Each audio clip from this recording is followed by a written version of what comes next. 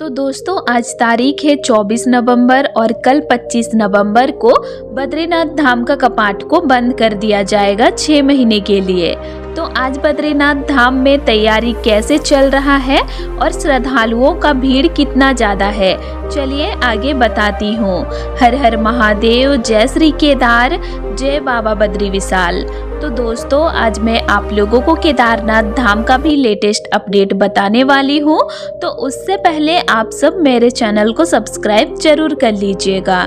तो आज सबसे पहले मैं आप लोगों को बद्रीनाथ धाम के मुख्य पुजारी, जिसको रावल कहा जाता है, उनके बारे में बताती हूँ, जिनकी बिना अनुमति का कोई भी पूजा, महाभिषेक, श्रृंगार, विशेष अनुष्ठान, कपाट खुलने व बंद होने की विशेष पूजा, ये सब कुछ रावल जी की बिना अनुमति का नहीं हो सकता है बद्रीनाथ धाम में। तो मुख्य पुजारी कहाँ से आते हैं बद्रीनाथ धाम में और ये परंपरा कब से चल रही है, चलिए जानते हैं। तो यह परंपरा करीब 250 साल पुरानी है और रावल पद की नियुक्ति केरल, दक्षिण भारत के नंबूदरी ब्राह्मणों से होती है। माना जाता है कि यह परंपरा आदि गुरु शंकराचार्य से जुड़ा है।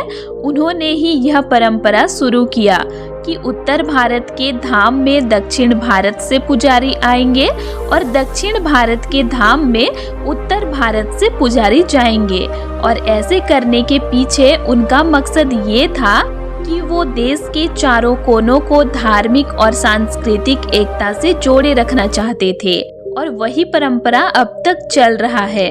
और अभी बद्रीनाथ धाम में जो मुख्य पुजारी हैं वो केरल के हैं। तो मुख्य पुजारी को धार्मिक दृष्टिकोण से बहुत मजबूत भूमिका निभाना होता है। जैसे रावल जी को आजीवन ब्रह्मचारी जीवन जीना होता है, मतलब वो शादी नहीं कर सकते हैं कभी भी। उनका जीवन बहुत अनुशासित होता है। धार्मिक नियमों, तपस्या और सेवा कर्म में उनकी दिनचर्या गहरी होती है। रावल को गर्भगृह, मंदिर का सबसे पवित्र हिस्सा में प्रवेश करने की विशेष अनुमति होती है और वे ही वह व्यक्ति हैं जो भगवान बद्री विशाल का मुख्य मूर्ति को स्पर्श कर सकते हैं। यह अधिकार बहुत खास माना जाता है और इसे परंपरा और वेद अनुष्ठानों के अनुसार सुरक्षित रखा गया है।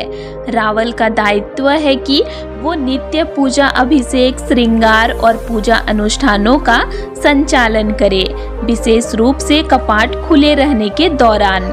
रावल के साथ एक विशेष छड़ी की परंपरा है जो उनकी आध्यात्मिक और सामाजिक प्रतिष्ठा को दर्शाता है। रावल जी को प्रतिदिन पवित्र नदियों जैसे अलकनंदा में स्नान करना पड़ता है और उसके बाद पूजा अनुष्ठान में हिस्सा लेना होता है। उनकी जीवन शैली में पवित्रता और तप का बहुत महत्व है। समय समय पर धार्मिक नियमों का उल्लंघन ना हो, इसके लिए वे अनुशासन में रहते हैं। तो मुख्य पुजारी जो हैं बद्रीनाथ धाम में, जिनको रावल कहते हैं, वो बहुत ही धार्मिक भूमिका निभाते हैं। तो आप लोगों को कभी उनके दर्शन हो जाए मंदिर परिसर में तो उनको सर झुकाकर प्रणाम जरूर कीजिएगा दूर से ही, क्योंकि वो बहुत कम ही किसी को छूते हैं और ऐसे इसीलिए क्योंकि वो भगवान जी का श्रृंगार करते हैं। तो उनको पवित्र रहना बहुत ज्यादा जरूरी रहता है।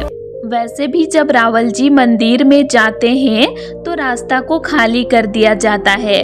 पुलिस प्रशासन हमेशा उनका ख्याल रखते हैं और रास्ते से श्रद्धालुओं को साइड भी करते हैं। रावल जी ही सभी पूजा अनुष्ठान को करते हैं।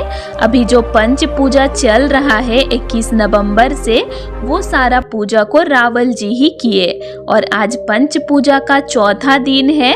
आज है माँ लक्ष्मी जी का पूजा। आज कढ़ाई भोग माँ लक्ष्मी जी को अर्पित किया जाता है। यह पूजा विशेष रूप से लक्ष्मी जी को समर्पित होती है क्योंकि उन्हें समृद्धि और धन की देवी माना जाता है और बंदी के समय इस रूप में उनकी श्रद्धा पूर्वक आराधना की जाती है। आज के दिन पूजा समारोह में मुख्य पुजारी और मंदिर समिति द्वारा नियमित अनुष्ठानों के साथ भजन, मंत्रोच्चार और फूल प्रसाद आदि अर्पित किए जाते हैं। कढ़ाई भोग के लिए पारंपरिक रूप से शुद्ध देसी घी, गाय का दूध, बूरा, चीनी, सूजी, आटा, चावल का आटा, इलायची, लौंग, केसर, मेवे, बादाम, काजू आदि का उपयोग होता है। भोग लोहे या पीतल की कढ़ाई में सात्विक पकाने की विधि से बनाया जाता है। इसे सामान्य किचन के बर्तनों से पूरी तरह अलग रखा जाता है।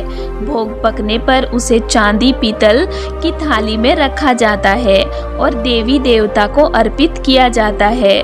फूल, तुलसी, अक्षत, जल अर्पित कर आरती की जाती है। कपाट बंद होने से पूर्व मंदिर में अंतिम मुख्य भोगों में से एक यही होता है। इसे साल की अंतिम लक्ष्मी अर्चना भी माना जाता है, जो आज है। आज माँ लक्ष्मी मंदिर का कपाट को 6 महीने के लिए बंद कर दिया गया और कल बद्रीनाथ मंदिर का कपाट को 6 महीने के लिए बंद कर दिया जाएगा और बाबा का डोली को जोशीमठ के नरसिंह मंदिर में ले जाया जाएगा। तो आज बहुत से श्रद्धालु पहुँचे हैं बद्रीनाथ धाम और भगवान बद्री विशाल का दर्शन कर रहे हैं। काफी अच्छे से सभी श्रद्धालुओं का दर्शन हो रहा है और आज भी श्रद्धालु तप्त कुंड के गर्म जल में स्नान कर रहे हैं। और अगर मौसम की बात करें तो दोस्तों मौसम काफी अच्छा है, बारिश और बर्फबारी नहीं हो रही है। तो आज ही अंतिम दर्शन कर रहे हैं श्रद्धालु, क्योंकि कल पूजा होगा तो कम ही चांस है कि श्रद्धालुओं को कल दर्शन मिलेगा मंदिर में। कल दोपहर के 2:56 में बद्रीनाथ धाम का कपाट को 6 महीने के लिए बंद कर दिया जाएगा। तो दोस्तों कल बहुत से पूजा मंदिर में होंगे।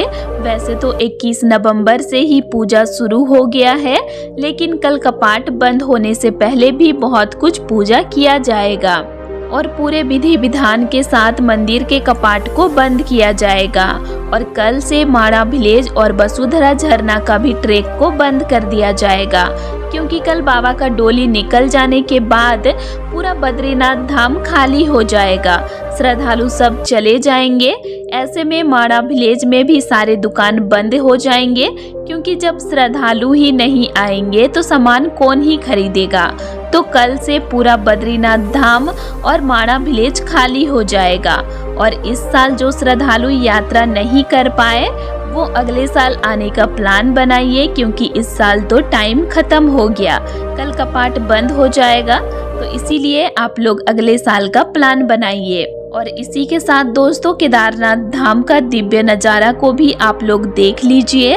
अभी तक बर्फबारी शुरू नहीं हुआ है, मौसम धूप वाला ही है और कंस्ट्रक्शन का काम चल ही रहा है, क्योंकि बर्फबारी जब तक ज़्यादा मात्रा में शुरू नहीं होगा तब तक काम चलते ही रहेगा। अभी केदार घाटी पूरा खाली है। तो दोस्तों आज के लिए इतना ही, और आप लोगों को मेरा आज का इन्फॉर्मेशन कैसे लगा ये मुझे कमेंट करके ज़रूर बताइएगा। और वीडियो अच्छा लगा तो वीडियो को लाइक कीजिएगा और साथ ही चैनल को सब्सक्राइब भी ज़रूर कर लीजिएगा। और अगर आप लोगों को केदारनाथ धाम से रिलेटेड और भी वीडियोस देखने हैं तो मेरे चैनल में अपलोड हैं, आप उनको भी देख सकते हैं। तो चलिए फिर मिलते हैं एक नई वीडियो के साथ। Thanks for watching.